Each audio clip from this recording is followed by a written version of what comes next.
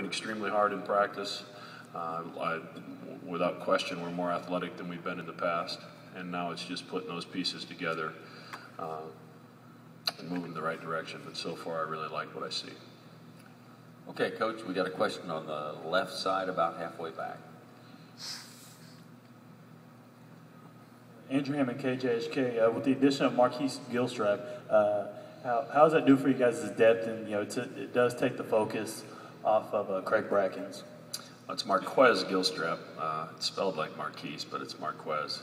I made the same mistake early in the recruiting process. So, if you're going to win in the Big 12, you have to have some versatility on the wing with some size, and we were desperately missing that a year ago. We really haven't had it since we had Rashawn Clark.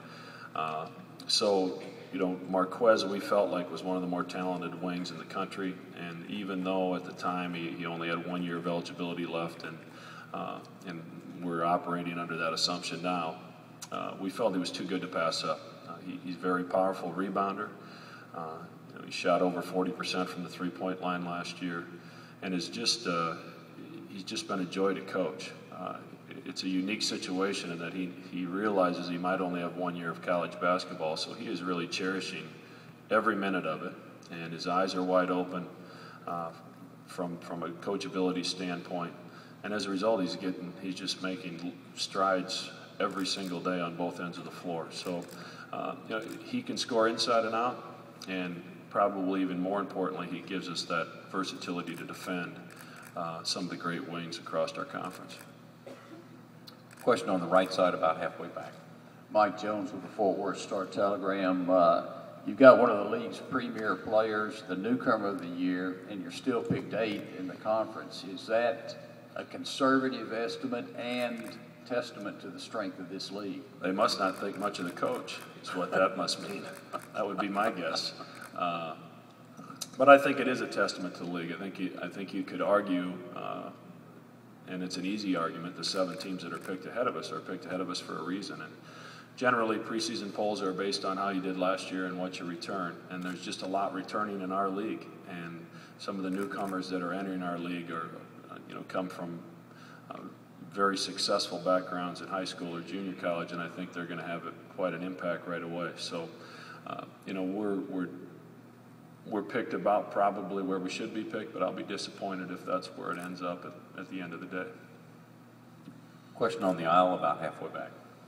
Mac, what does the addition of Chris Colvin give you that, first of all, when do you think Chris is going to be able to really contribute, and what's that going to do for Deontay? Well, I think Chris will be able to contribute, hopefully right away. We needed another point guard that can break down the defense and create some things for his teammates off the dribble, and Deontay's done a good job of that for us the last couple of years, but he was really the only one in the program that was able to do that. And now with the addition of Chris, I think he can help in that regard. And probably most importantly, we just finally have some depth in the guard court. We weren't in a position where we could afford someone to have an off game or someone to sprain an ankle or come down with the flu on game day. We couldn't recover from that. And now with Deontay Garrett, Dominique Buckley, Chris Colvin at the point, Lucas Steiger and Scott Christopherson, the transfer from Marquette at the off guard, and Marquez Gilstrap and Charles Boozer at the small forward. We have a group of guards where there's some depth, which number one helps you through the tough days, but number two, there's great competition in practice every single day. So Dominique Buckley, Deontay Garrett, Chris Colvin are going at each other every single day, which is making them better.